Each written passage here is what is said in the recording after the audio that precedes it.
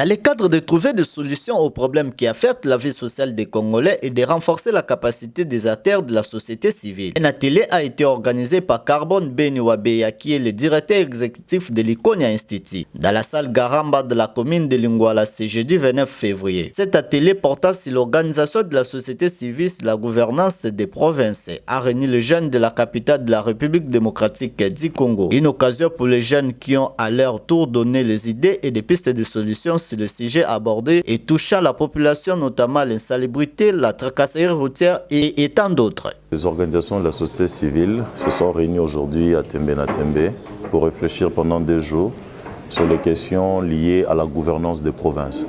Pourquoi? Mais parce que nous sommes en train de traverser un moment décisif où les assemblées provinciales, les députés provinciaux vont devoir élire des gouverneurs et mettre en place aussi le bureau des assemblées provinciales. Et il est essentiel que la société civile réfléchisse sur la question du profil de gouverneurs, des dirigeants, mais aussi sur le cahier des charges qui peut constituer en son sein nos recommandations en termes des axes prioritaires et aussi des attentes de la population. Où faudra-t-il toucher pour que ça change? Que faudrait-il faire pour que les développements se réalisent? C'est dans ces cadres que nous avons réuni quelques structures de la société civile, quelques experts, réfléchir, établir un portrait robot de personnes qui peuvent être nos gouverneurs, essentiellement pour la ville de Kinshasa où nous nous retrouvons, et sur ce que nous pourrons avoir comme cahier des charges, afin de porter un plaidoyer auprès des dirigeants, des décideurs politiques, mais aussi auprès des députés provinciaux qui vont devoir élire le prochain gouverneur et vice-gouverneur de nos provinces. Bon, on constate que dans notre pays, il est toujours difficile de s'assurer que les dirigeants ou les décideurs vont prendre en compte les recommandations. Mais c'est une question existentielle pour nous, parce que si nos recommandations ne sont pas prises en compte, il se constatera à la fin que rien ne marchera. Les politiques ne peuvent pas penser être le seul capable à délivrer, à pouvoir réfléchir et mettre en œuvre des initiatives qui peuvent nous faire avancer. Dans la gouvernance des provinces, dans la gouvernance locale, il doit y avoir l'implication de la société civile, du secteur privé, de chefs coutumiers et au niveau le plus bas, au niveau communautaire, des leaders communautaires et tout ça, pour arriver à faire en sorte que ça change. Mais il y a un autre levier que nous allons utiliser. C'est la sensibilisation, la mobilisation de la population. Cette population ne peut plus accepter que nous ayons des profils de gouverneurs et vice-gouverneurs, des dirigeants locaux qui ne sont que excusez-moi les termes, mais de vrais aventuriers qui ne font rien à la tête de province, qui ne jouent que le rôle qu'on leur donne de jouer au profit de leurs partis politiques, au profit des politiciens, et où le choix même des dirigeants est fait sur base des conciliabules politiques, des accords, et non sur base d'un profil sérieux et d'un projet. Donc, les leviers sensibilisation sera démise, afin que les citoyens se lèvent et exigent le meilleur. Au cas contraire, les dirigeants seront en face d'une population révoltée, et nous espérons que nous arriverons à faire jouer cette population son rôle, afin d'exiger le meilleur pour notre pays. Il faut souligner que le constat qui est fait depuis un certain moment, c'est que la qualité des élus locaux, surtout au niveau de Kinshasa, les députés provinciaux, est de plus meilleure que la qualité des députés provinciaux de la dernière législature. C'est un constat vrai, mais aussi il y a une nouvelle génération. Il y a 9 élus seulement qui sont revenus sur les 44 élus en 2018.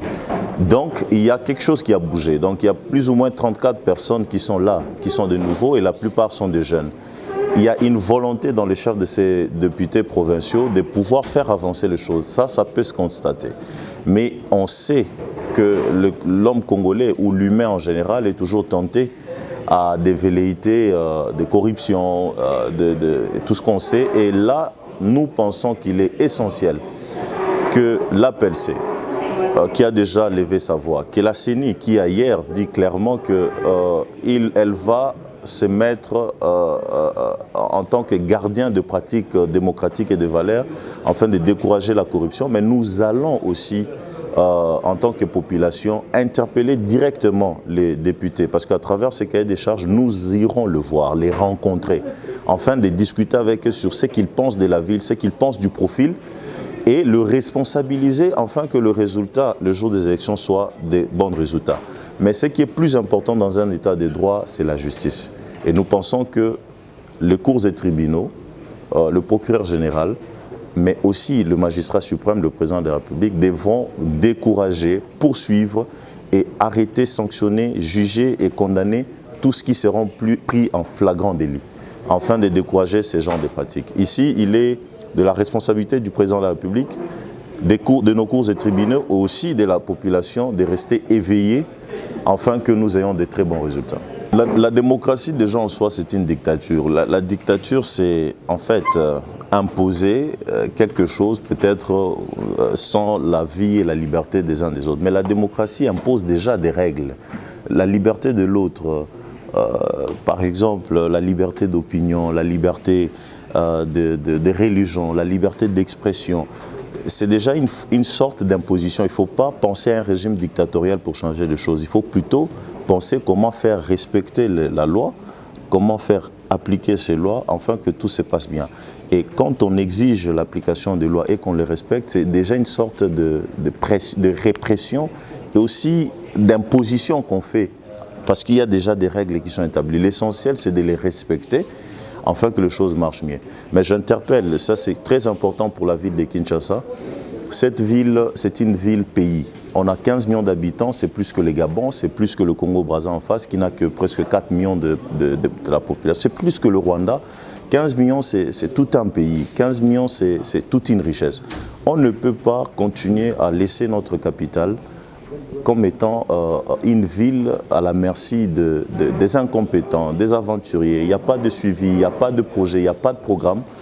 Tandis que des pays comme la Côte d'Ivoire, des pays même comme le Brazzaville, sont en train de se développer. Donc il est très important que le président de la République prenne conscience que le miroir, c'est la ville, mais aussi d'autres villes importantes de notre pays et d'autres provinces doivent bénéficier d'un accompagnement des dirigeants sérieux et d'un suivi de la population très vigilant. On constate qu'à Kinshasa, nous avons un sérieux problème. Le premier, c'est la planification. Les dirigeants, ça fait maintenant plus de 20 ans qu'il n'y a aucune planification en termes de l'aménagement du territoire, de la population, comment on dit, de la démographie, et en termes de l'urbanisme, en termes même des infrastructures. Aucune planification.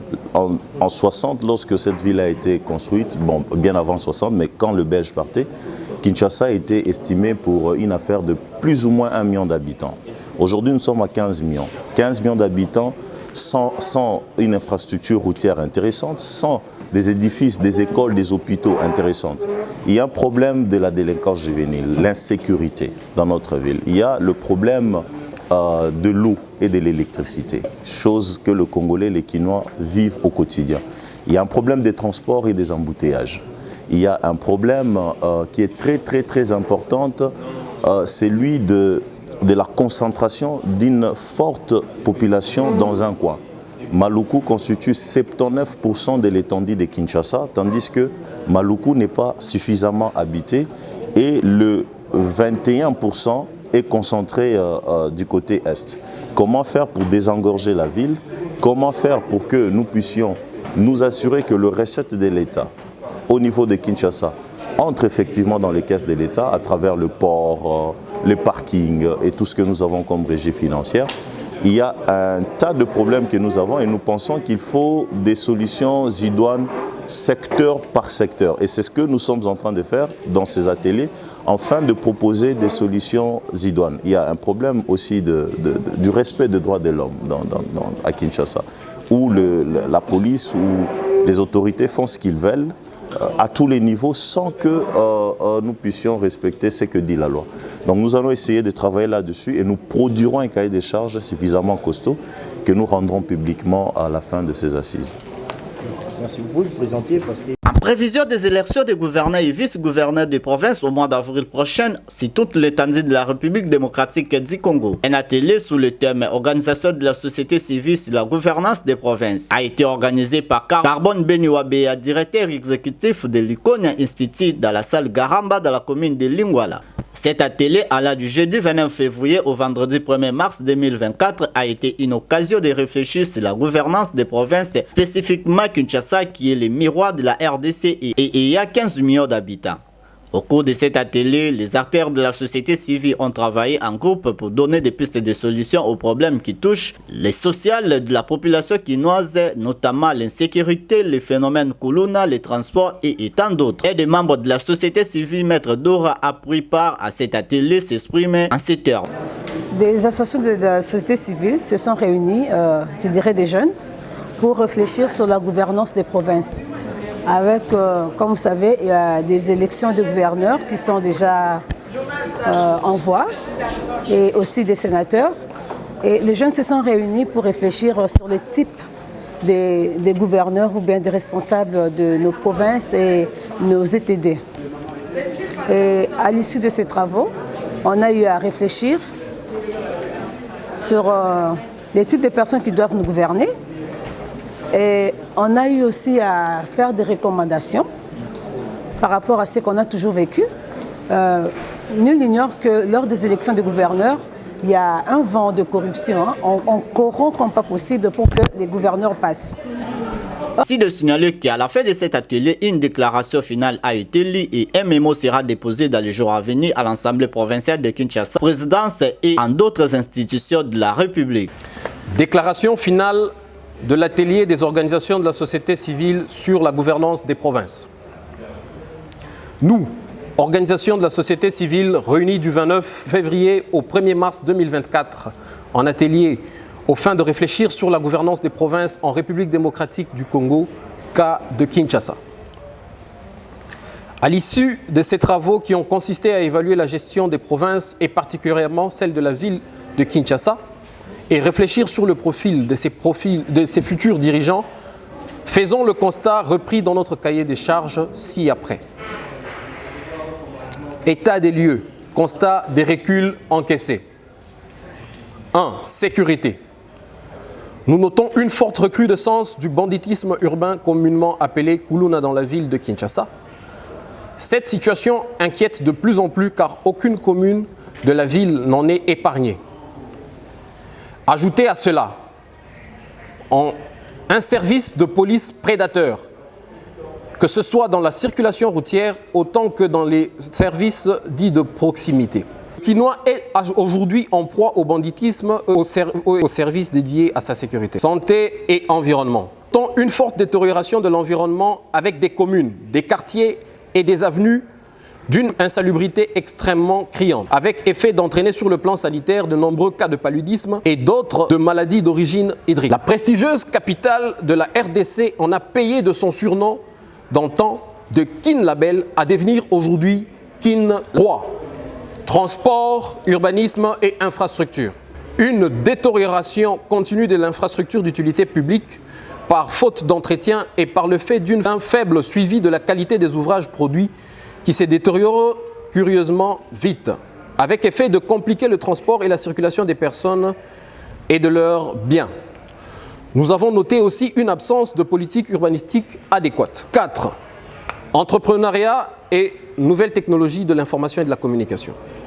Nous notons un cadre général inadéquat à l'éclosion et l'expansion des entreprises, gêné notamment par le faible accès à l'information sur les opportunités, le faible ou le quasi-manque de subventions, ainsi que les trappes de pauvreté. En termes de recommandations, situation funeste. Aujourd'hui où nous approchons des opérations de vote des gouverneurs de province, nous avons, à l'issue de ces travaux, dont les détails sont mieux repris dans le cahier de charges qui sera disponible dans les prochaines heures, qu'il est capital et primordial de prendre en compte les aspects suivants dans la gouvernance de Kinshasa dans les prochaines années. En matière de sécurité, militer pour le renforcement des effectifs et en logistique du service de la police afin de garantir la fiabilité de ce dernier. Mettre en place une politique d'encadrement des jeunes désœuvrés afin de prévenir les tendances à la radicalisation caractérisées par les phénomènes Kuluna et Shege. En termes de profil des futurs animateurs, pour en arriver à cet idéal si haut décrit, nous avons peint le profil suivant des animateurs pour gouverner aux destinées de nos provinces. Les gouverneurs et leurs vices doivent être des managers avérés, pouvant justifier d'une expérience dans la gestion des grands projets dans le secteur privé autant que dans le secteur public. 2. Les gouverneurs et leurs vices doivent justifier avoir vécu dans la province qu'ils souhaitent diriger. L'appartenance régionale, pour Kinshasa surtout, ne doit pas constituer un critère pour diriger les provinces. Être congolais d'origine étant pour cela suffisant. 3. Le candidat gouverneur de province ne doit pas être un député provincial dans le cas du mode de scrutin indirect. 4. Stopper les pesanteurs des partis politiques dans la désignation des candidats gouverneurs et leurs vices, ainsi que dans la gouvernance des provinces pour éviter d'avoir des animateurs incompétents et les instabilités de gestion des provinces. 5. Harmoniser les compétences des gouverneurs et celles des vice-gouverneurs afin d'éviter les chevauchements et de garantir une gestion cohérente et harmonieuse de nos provinces. 6. Enfin, les gouverneurs de province doivent faire preuve d'un sens de redevabilité et de proximité envers et avec la population et savoir faire participer celle-ci à la gestion de sa... Ainsi le vœu de voir ses aspirations être prises en compte par les divers acteurs concernés sur la chaîne de gouvernance allant du pouvoir central à celui de province. Que vive la société civile congolaise, que vive Kinshasa, capitale et miroir de la RDC, que vive la République démocratique du Congo, nous avons dit.